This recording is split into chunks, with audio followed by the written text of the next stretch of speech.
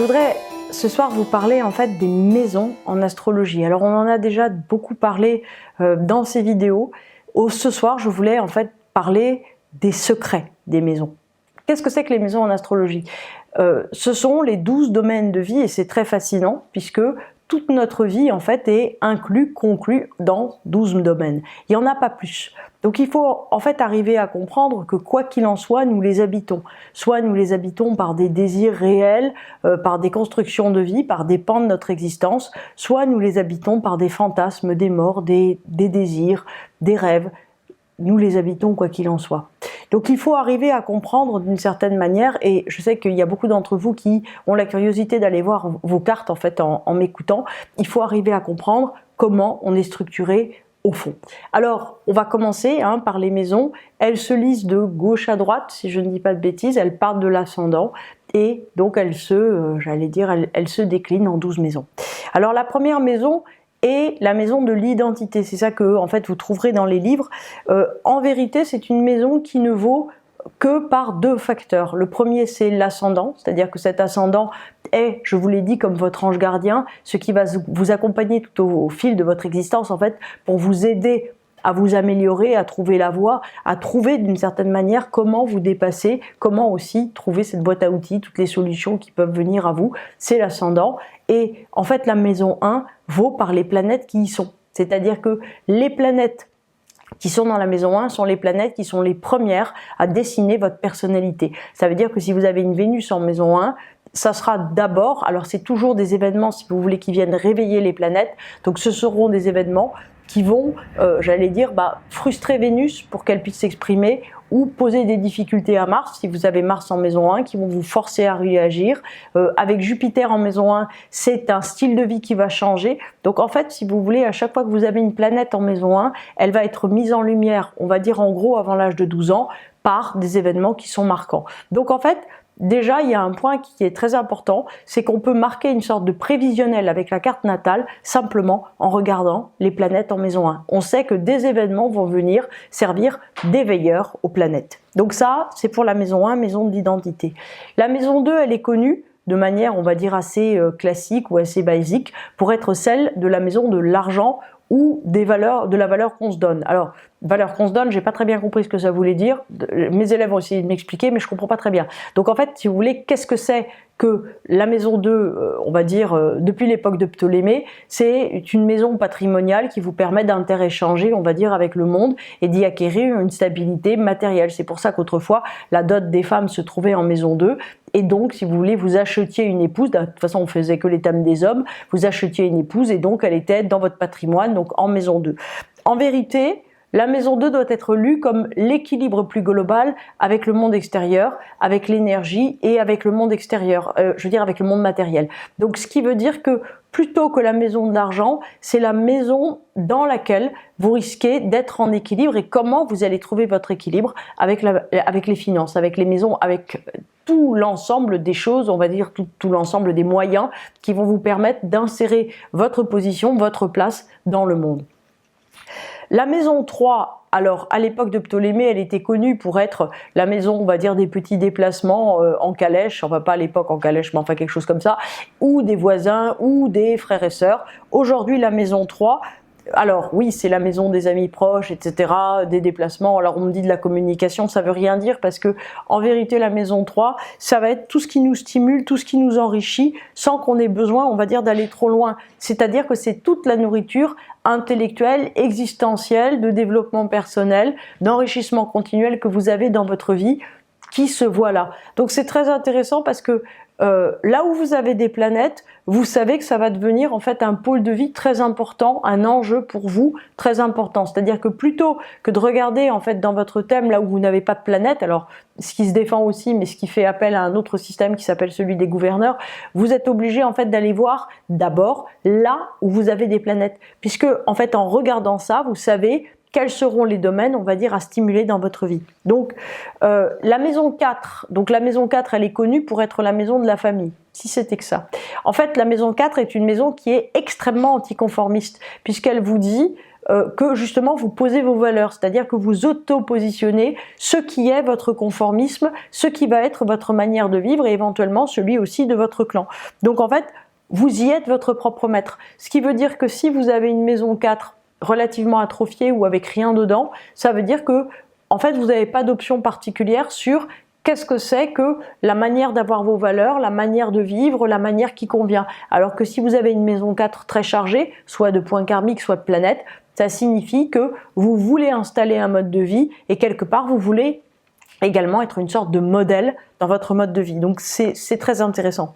Donc la maison 5, alors c'est une maison qui est connue pour être en gros la maison des enfants ou des amours et on voit pas trop le lien en fait entre les deux. En vérité la maison 5, c'est la maison de toutes les expansions de l'ego. C'est-à-dire que si vous aimez faire du sport, du ski de fond par exemple, eh bien en fait c'est votre manière de vous déployer, ça va être ça. Si vous aimez avoir des bébés, ben, ça va être là, ça va être en maison 5. Si vous aimez collectionner des figurines en celluloïd de dessins animés, ça va être ça votre maison 5. La maison 5, c'est tout ce qui vous donne l'impression d'un supplément d'être. Donc également toute la maison de l'artistique, en ce sens que c'est ça, si vous voulez, qui vous permet de vous dire « Waouh, je suis capable de faire ça. J'ai été capable de faire un beau bébé. J'ai été capable de peindre une toile. J'ai été capable de faire une randonnée de 17 km. » En fait, cette maison 5, c'est le surplus d'une certaine manière de joie qu'on obtient à faire des choses extraordinaires dans le monde. Donc en fait, plus cette maison là encore est chargée de planètes, plus vous aurez besoin d'une certaine manière d'être heureux à votre façon. Donc la maison 6, souvent on me dit c'est la maison du travail. Alors point que nenni du tout, en fait la maison 6 c'est vraiment la maison du quotidien. Et qu'est-ce que c'est que ce quotidien? Alors moi c'est une maison que j'adore et qui me fascine. Vous me direz elle est dingue, pourquoi elle aime la maison 6? C'est la maison du ménage. Mais non, en fait c'est un petit peu plus compliqué que ça.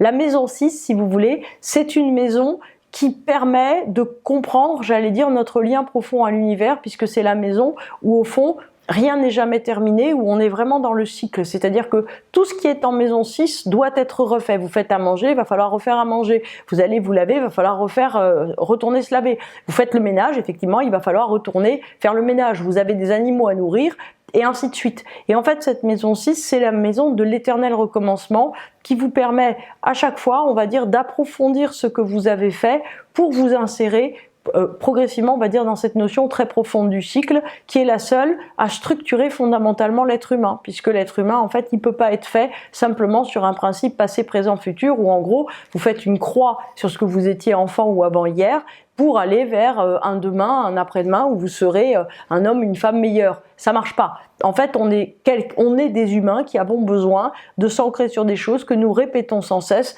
pour évoluer. Nous évoluons dans une espèce de répétition continuelle. Donc en fait, la maison 6 englobe toute l'existence en disant quels sont les rituels, quels sont les cycles que vous êtes amenés à faire dans la gestion de votre maison, dans la gestion de votre famille, dans la gestion de votre professionnel, et ainsi de suite. Si vous voulez, c'est comme si on ramène tout à une espèce de temporalité unique.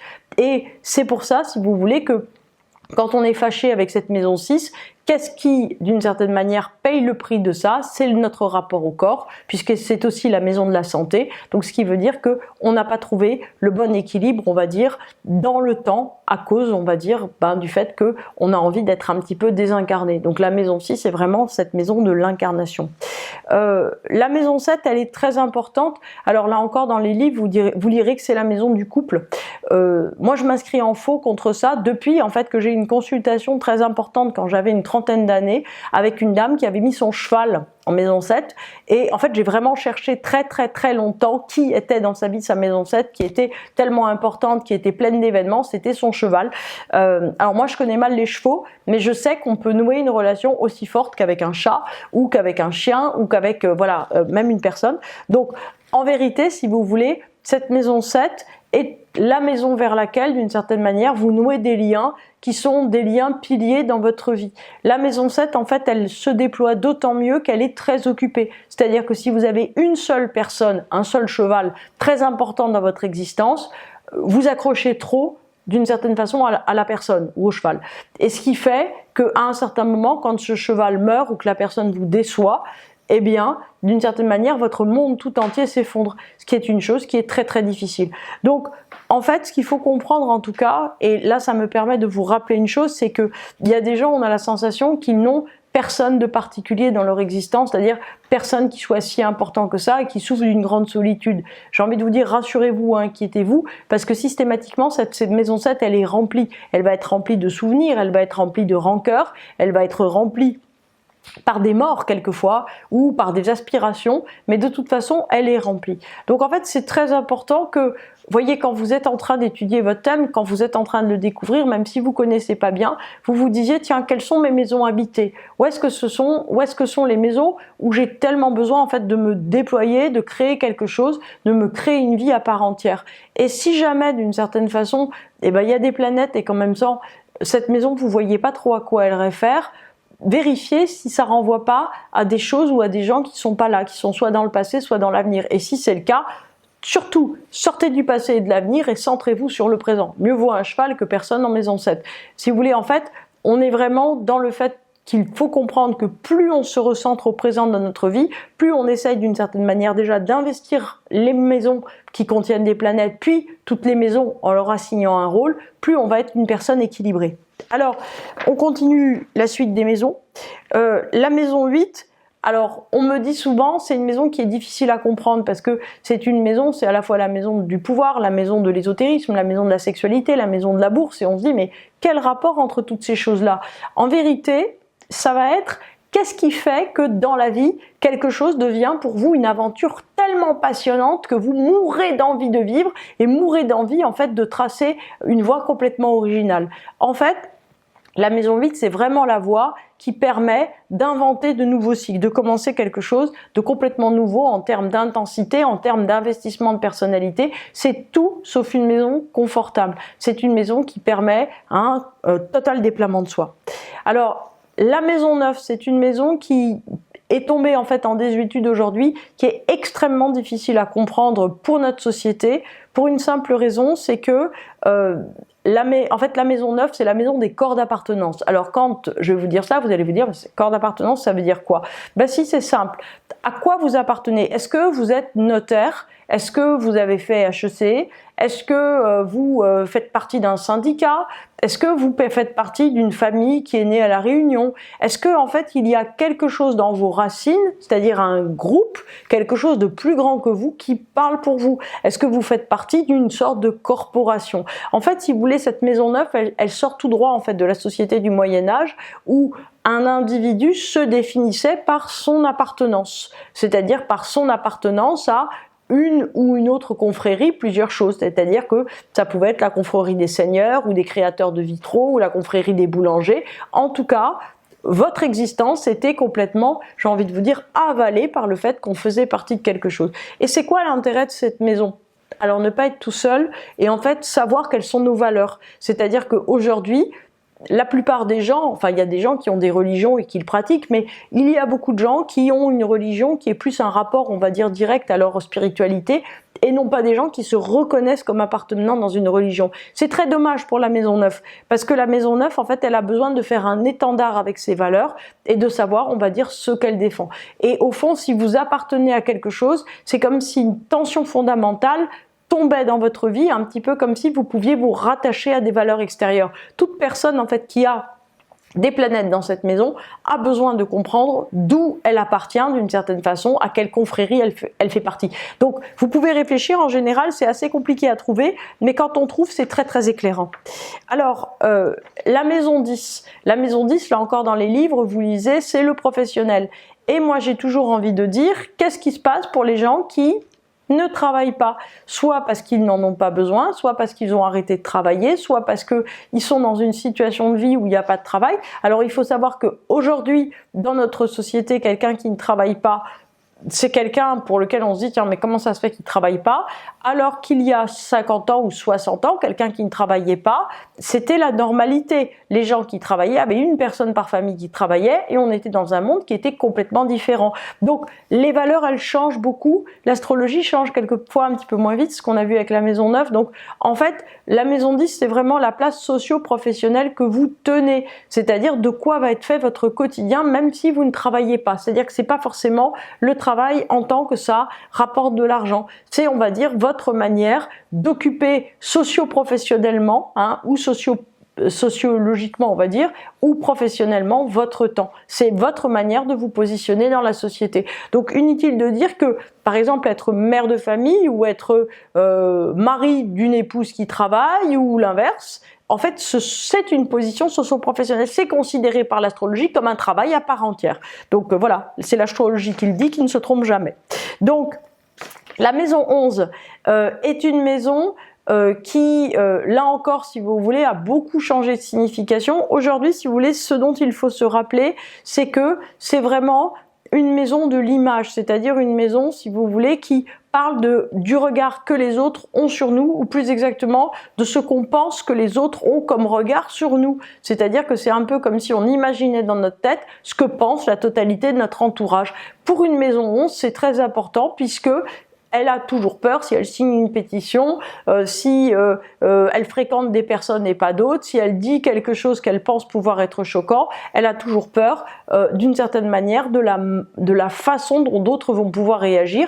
Et en règle générale, quand vous avez peur de la réaction de quelqu'un ou d'un groupe de personnes à propos de vous, cette réaction ne manque pas d'arriver, tout simplement parce que vous avez une vulnérabilité. Donc cette maison 11, en fait, vous donne, on va dire, une surface d'échange avec le monde extérieur qui est beaucoup plus importante que la moyenne des gens et qui donc fait que vous êtes obligé, j'allais dire, d'abriter le fait que vous avez besoin, en fait, qu'on pense quelque chose de vous qui en fait vous valorise ou qui soit conforme à ce que vous souhaitez. Donc ça veut dire que c'est comme si vous deviez manier quelque chose qui est à distance de vous-même, ce qui n'est pas toujours très simple. Donc, la maison 12, c'est une maison, donc c'est la dernière, ça vous a pas échappé puisqu'il y en a 12. La maison 12, en fait, c'est une maison qui est fait peur puisque c'est la maison qui est dite des épreuves. En vérité, c'est une maison où on sort du temps. Vous vous rappelez que la maison 6, dont je vous ai parlé tout à l'heure, c'est la maison de tous les cycles de notre vie. C'est la maison qui nous installe dans la temporalité. C'est la maison des choses qui prennent du temps. Faire du feu prend du temps. Faire la vaisselle prend du temps. Manger prend du temps. Faire à manger prend du temps et ainsi de suite. La maison 12, c'est la maison qui nous sort du temps complètement. C'est-à-dire que c'est la maison qui nous permet d'une certaine façon de casser le cadre temporel pour rentrer dans autre chose. Alors ça peut être un temps de création, vous allez peindre mais combien de temps, vous allez écrire mais combien de temps, vous allez vous promener mais combien de temps. C'est une maison aussi qui nous fait rentrer dans d'autres mondes. La question que je pose toujours à mes élèves, c'est bon, une jeune femme va accoucher, on lui demande dans combien de temps tu pourrais être disponible à nouveau pour un rendez-vous. Elle en sait rien. Un accouchement, ça peut durer 1 jour, 2 jours, 3 jours, ça peut durer 1 heure, on peut être remis au bout de 2 jours comme on peut être remis au bout de 6 mois, on n'en sait rien. On est dans la maison 12. Voilà, il y a tante Jeanne qui est en train de mourir, on vous dit bah oui mais là il faut qu'elle meure, en combien de temps elle va pouvoir mourir là parce qu'on est pressé, on a autre chose à faire. On ne sait pas. Une mort, ça peut prendre un certain temps, beaucoup plus de temps et ainsi de suite. D'une certaine façon, c'est tout le moment où on est sorti du temps parce que l'attente devient indéfinie. Si vous attendez d'avoir un enfant, si vous attendez de sortir d'une crise ou d'une résolution et que vous n'avez pas de prise dessus, c'est ce temps, si vous voulez, qui est une trouée de temps qui va nous permettre en fait de rentrer dans quelque chose de beaucoup plus contemplatif, c'est-à-dire d'arrêter de vouloir contrôler notre vie, d'arrêter en fait de vouloir avoir une position de surplomb. Donc, ces 12 maisons vont parler complètement de notre vie tout entière. La première chose à faire, donc, c'est de repérer où vous avez des planètes, de voir en fait ce qu'on vous demande, et dans un deuxième temps, vous vous occuperez des maisons vides, mais déjà, commencez par irriguer complètement les maisons où il y a des planètes.